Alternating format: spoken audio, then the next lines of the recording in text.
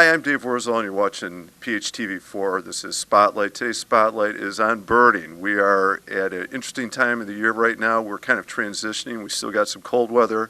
Right now we've got some cold weather coming, but we also have these breaks in the weather. And so birding is it's going to be taking off again. I know we have backyard birders going on, but soon we'll be talking about bird migration. So with us to explore that topic today is Mel Tracy. We're Wild Birds Unlimited in Palos Park on LaGrange Road. Mel, thanks for being here with us this morning. Thank you so much for having me. I appreciate you guys being here. It's great, and it's an exciting time for birding right now. It is, and maybe maybe we can talk about both halves of this, right? So let's maybe talk a little bit about like cold weather. Why is it important to feed the birds? How does it benefit them? Why is it important? And then maybe even what types of feed we should be putting out. Okay, so one of the most important reasons to feed the birds is like your little chickadees that you see bouncing around in the yard. Everybody loves those guys. They lose about 40% of their weight every day. Okay, so overnight they lose that much just trying to keep warm, and they have to replace all that fat. Okay, 40% of their body weight in one day. And so access to like high fat, quality seeds really, really helps them out. I mean, it can really mean the difference between making it through the winter and not making it through the winter. So it's real important from that aspect. And now, like as you said, we're starting to get into spring here, and pretty soon they're going to start needing a little extra calcium to start forming those eggshells. So when they start having laying the eggs. But for right now on these cold nights, they really need that high fat, high energy food to make it through the next day. I wanted to ask, because I know you mentioned it before, the survival rate of birds in the winter versus having access to regular feed or a food source versus not. I mean, what's the mortality rate like on that? Yeah, so birds, they've done studies, Millikan University's done studies where they follow birds, and a bird that has access to a feeder has about 67% chance of making it through the winter, where birds that don't have access to that feeder only have about a third of a chance. So, I mean, by having that feeder out there, you're doubling their chances of making it through the winter. And with all these studies coming out about how many birds we've lost, literally billions of birds. If we can help, in our own backyard, maybe you're only helping 20 or 30 birds, but just imagine how much of an impact that can have across, all of our yards. No, so a really, really important thing that we can, do our part, at least in that way, in assisting. What about, and this just came up, and I was talking to somebody else who raised this question. What about if I go on vacation, or even if it's for a few days or... Sorry, dog barking. What if I'm not around for a few days, I'm not going to stock that feeder? I mean, what happens to those birds who've been relying on it for the last several weeks or months? Yeah. Well, I mean, they always, no matter what you put out there, okay, the birds are only going to eat about 20 to 30% of their calories from your feeder. So it's just that they live on such a margin that 20 to 30% is so important. So it's not like if you leave for a day, they're going to instantly starve. But it is a good idea. We have these cylinders here, which these guys can last for a couple of weeks. So if you go on vacation, you can put a couple of these guys out and, kind of know your birds have access to something. You can, if you really are going to be gone a long time and you're really worried about your birds, you can always ask a neighbor, if you come by, swing by, fill up feeders. But for the most part, if you put out a cylinder, it's going to last a couple of weeks. And, unless you're going to Europe or something. Now, quick question about the cylinders, because I know you have many different types here. Some cylinders obviously are attracting other birds versus, like my finch feeder. I don't ever see the finches on the cylinder. Is that because I'm not putting out? Is there a cylinder for them? There's not a cylinder specifically for like your goldfinches, and part of the thing with the goldfinches is you kind of want to feed them separately sometimes because the other birds will kind of push them off. But we do have some, like the no mess cylinder, that has just chips on it, and they love the chips. So they will come to that one. That's the only one I really found them on. But yeah, you're right. They don't come to that so much. So I feed my guys completely separate on their little Niger feeder here. Right. And one thing, actually, I'll just say real quick. We've had an influx of redpolls from up north, which you people are probably like, redpolls, I've never heard of them. They only come every 5 or 10 years. And some people have had as many as 100, 150 of them on the ground in their backyard, and they're all eating up the Niger. They're on the Niger feeders and on the ground, and they come down because there's no food up north. So that's the reason most birds migrate, is for food. So they're all coming down, and right now, like people in the whole, in our whole Palos area are having huge numbers of these redpolls. So I know sometimes we just are like, oh, they're just a bunch of birds, a bunch of brown little jobbers out there. You're not really paying that much attention. But if you kind of get your binoculars out or look at them for a couple of minutes, you might notice a difference. How about, let's maybe talk about, there's several follow-ups I want to ask you, because you talked about binoculars and equipment. I know we have some birdhouses we want to take a look at in a second. Maybe just a little bit more on the types of feeders or types of foods that we could be putting out or should be putting out right now. Well, we're about to get into the season of the starling, and the blackbirds coming in. And so a lot of people, those drive them nuts. So one of the good things is if you can take your, most people here, the thing we sell the most of is these hot pepper seed cylinders.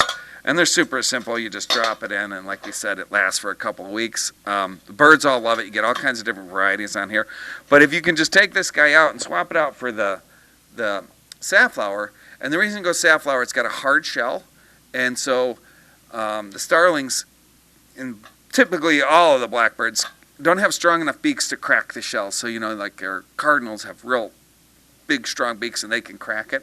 But the one thing about this is it's great against the blackbirds, keeps the blackbirds off the feeders. The only downside is it's not a favorite of the other birds. Like, you'll get way more activity on like a no-mess cylinder or, regular hot pepper cranberry cylinder than you will on this. And the other thing is, because all safflower comes from west of the Rockies, it's not really a natural food source for these guys. So it does take them a while to figure it out. But once they do figure it out, they love it. And even in springtime, we've had the rose-breasted grosbeaks eating on it, and the cardinals and house finches love it. So it's purple finches. So it's great.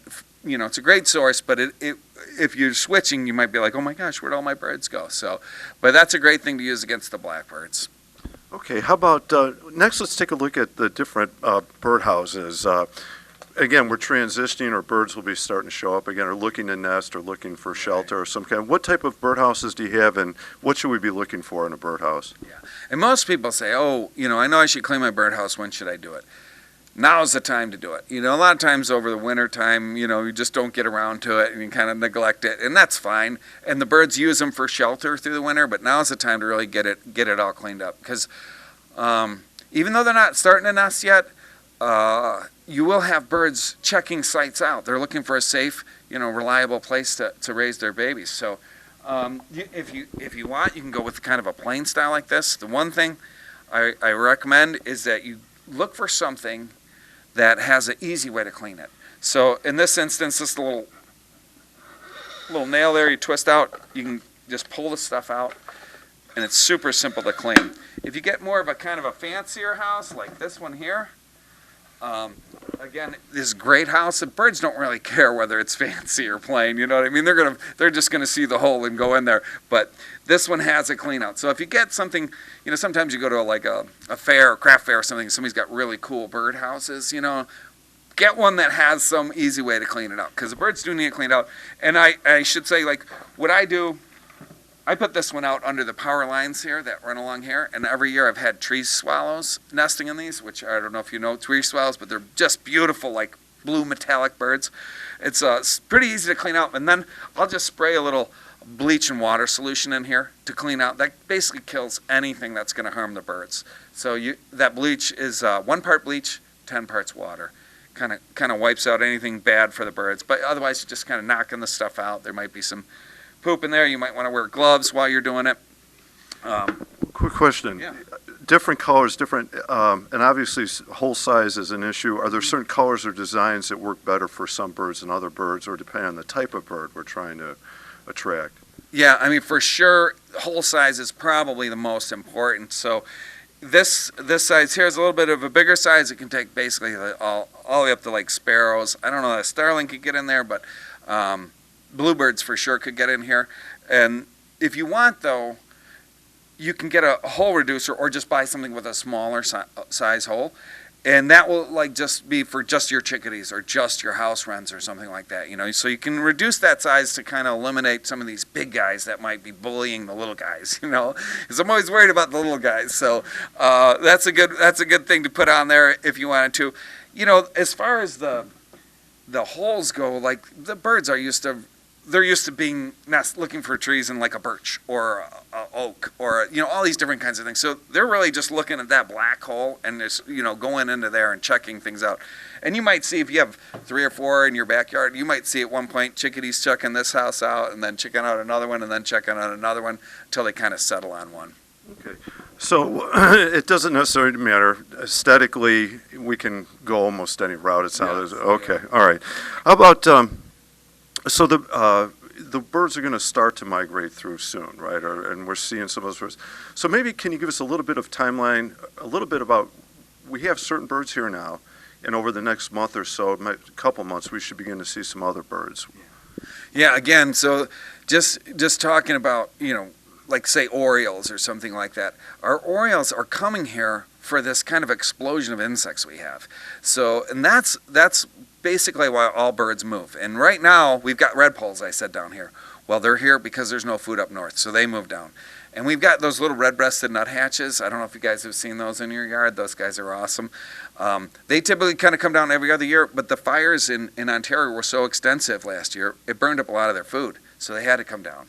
They don't typically come down 2 years in a row, but they did. But these other birds, when you think about warblers, all these crazy little, they call them the jewels of the forest, right? Super beautiful, tiny, fast-moving, hard to see. But those guys are all coming here as our oaks come back to life, and they're opening up, they're flowering. You get all these insects that come to pollinate or feed on the leaves, all that, and that's what these birds are coming all the way from, basically the rainforest where you think it's so great, but they're coming all the way up here just for all the abundance of insects we have up here. So it's really an amazing thing, and having some water and food, and one of the things I always tell people is if you have a little bit different food, like something with fruits in it, cranberries or something like that, even people slice up little grapes to put out for these guys during migration. That can really be a big benefit for these guys. And the migrations, when should we start there? We're talking about mid-March through April. Is there a timeline? I know it's not a fixed rule. Yeah, no, and it's kind of like a bell curve, isn't it? It's kind of like right now, even you'll see the red-winged blackbirds that were gone. They're already starting to come back, and people are seeing robins. They're starting to come back in bigger numbers. We have some robins that kind of hang out over the winter, but they're coming back. Bluebirds, very rarely, in very few spots, you get bluebirds that overwinter. But those guys will be here in mid-March, and that's when you're going to want to have, if you're, people always come in here in, May or June, and they're like, I'd really like to attract bluebirds. And I have to say, well, come back next year, because you kind of missed the boat. So get those houses out, get them clean, and get them out now so that you're ready for those birds now. But, housing's important, food's important. All of these things are going to help bring in and the other thing you can add to your backyard is native plants. Maybe we can talk more about that later, but having the right types of native plants to get those bugs, to bring in all those birds, That's a good point. I mean, it's part of a whole ecosystem, right? And that creates the health for all of them. So one good tip there, I think, is that if you're interested in birding, don't wait until the summer. Don't wait until May. No, do it now, and then you can kind of plan going forward a little bit. Make sure you're ready as the birds start to show up and come back. How about this? We're talking about birds migrating through. What are some good spots for people to visit in the area? So they're going to step outside their backyard now. Yeah. So if you're looking to do something right now, the ducks are going to be one of the first things moving through, and I'm sure people are like, oh, I've seen mallards before. But you'd be amazed at the number of different species of waterfowl you can see, Up on Maple Lake, there's loons that come through every year. There's a slough that's by like Will Cook between McCarthy and 131st, that you get these huge numbers of white pelicans coming through, and people are always like, oh my gosh, white pelicans, and there'll be 200 of them there. Yeah. It's amazing to see. So I would say check the bodies of water right now.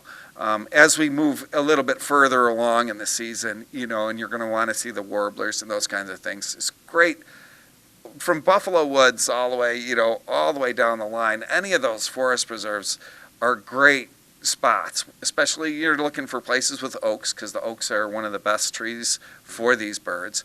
And so one of our favorite spots is Mcclury Springs, right off Keene Avenue. It's absolutely beautiful. There's a little stream winding through there, so it's basically got everything there. And you'll see these guys with their rocket launcher photo, cameras. It's like I can't even imagine toting those things around. But they love taking those pictures of those. One guy talked to him like, "How many pictures do you take a day?" And he's like, 1,000. I'm like, "Oh my gosh, you're going through 1,000 pictures every day." But anyway, they're there because it's just a great spot to be. Yeah. Yeah, there are a lot of great, and I've been to Mcclury Springs. It is an excellent spot. And we do have a lot of lakes and ponds and sloughs in the area. A lot of great birds. And I'm with you on the ducks. I was shocked that it's just a duck. And then they started paying attention. You're like, oh my gosh, there's so many different kinds. Yeah, and a lot of interesting colored patterns and shapes. And very interesting. How about... So we've talked about some nearby places, which I guess maybe brings us to the next one. I know you've got binoculars back here. I say, what do you recommend for a birder? I have the binocular. I think I'm ready to step towards towards binoculars. But what type of gear, equipment should a birder take with? I'm just going to pull these guys out. The one thing you're looking for is for birding. Everything's a little bit different. If you're going for a sporting event, it's a little bit different.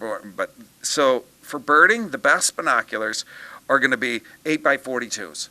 So the 8 number represents the magnification. So if you're looking at 10, sometimes people are like, oh, I want 10 or 12. Well, when you look through a 10 or 12 magnification, it's so hard, to keep that thing steady on a fast-moving bird. And the other thing is it cuts down your field of view. So the 42... Okay, on this side, that's how many millimeters, and that's going to determine how much light gets in. And so there's a ratio between the 8 and the 42. It's about 5-to-1. That's what your eye needs. So if you were going to get 50s, you need 10 by 50s. So this lens gets really big. It's so 12 by 60. 60s are you don't want to be carrying that thing around, right? But so anyway, 8 by 40-ish is about the right ratio. If you are a little bit shakier or something like that, you might want to step down to a 7 by 35. So, okay. How about maybe? Let's see. We've talked about equipment. I don't know, any other advice you want to give for birders or backyard birders? Well, there's always. Well, first of all, there's a free app on Merlin that helps you identify birds. So if you're tech savvy and you want to just download, it's free from Cornell University. They do so much great stuff for birds. I would recommend that. We have flip guides that would have basically everything. I don't know if you can see that. Everything you're going to see in your backyard, And then there's field guides if you wanted to get a field guide. I generally tell people if you know you're going to be birding just here on the east side of the Mississippi, just get a regional guide, because if you're looking for this one little yellowish brown bird and you don't want to add 400 more birds that are going to be only on the west side of the Rockies. We want to eliminate that and just kind of get it to what's a realistic possibility of being around here. Okay, are you ready then? Last little lightning round here. I'm going to hit you with it. I know I didn't, prepare you for this one, but let's do this one anyway. Yeah. How about the most interesting bird, most unique bird ever seen, ever? Ooh, that's a good question. I don't know if it's the most unique, but the most uniquely named was the northern beardless tyrannulet, which is a little brown bird you can hardly pick up from anything. I saw that, and I was actually down in Arizona with a guy, and he was so excited to see this bird. He was flipping out, and I'm like, are you kidding? This has got no colors or anything. But I love the painted warblers. They're beautiful little birds, and it's like one of these things where I had to go to Arizona to see it. So when there's a little trip involved, it always makes it kind of more fun to see. Yeah. So and the puffins. If you've ever gone out Atlantic coast, and seen those puffins, Those guys are awesome. They're like little penguins with that crazy beak, you know? They're awesome. All right. How about, let me get another one for you. How about just in this past season, from December to now, what's the best bird that you've seen? Oh, well, I had redpolls in my yard, so that's like definitely the best, you know? And because it's such a rare event, like, I mean, there are occasional redpoll sightings throughout Illinois or Wisconsin or something every year, but like to get them in your yard, for me, that's like a once in 10-year event. So it's like that was for sure the best, you know. All right, congratulations on that one. How about something you hope to see this spring? Oh, this spring, huh? Ooh, I don't know. There's so much like I just love seeing come through, you know, and I'm always trying to get like one more different kind of bird to nest in my backyard. What's the one more different one then? Oh, for sure. For me, I would love a Carolina wren. And what drives me nuts is I'm a little bit north of here, and like so many people around here get Carolina wrens nesting, and you know, not so many. It's still pretty rare, but I mean, I would absolutely love to have one of those guys. They sing all day. They're beautiful little birds. Yeah, if I get one of those, that'd be awesome. Okay, and then how about the last one here? Someday ever, if that's the bird, where maybe you have to travel to go find it, or almost like the bucket list bird, what would that be for you? Well, I think I have a category. Can I go to the category?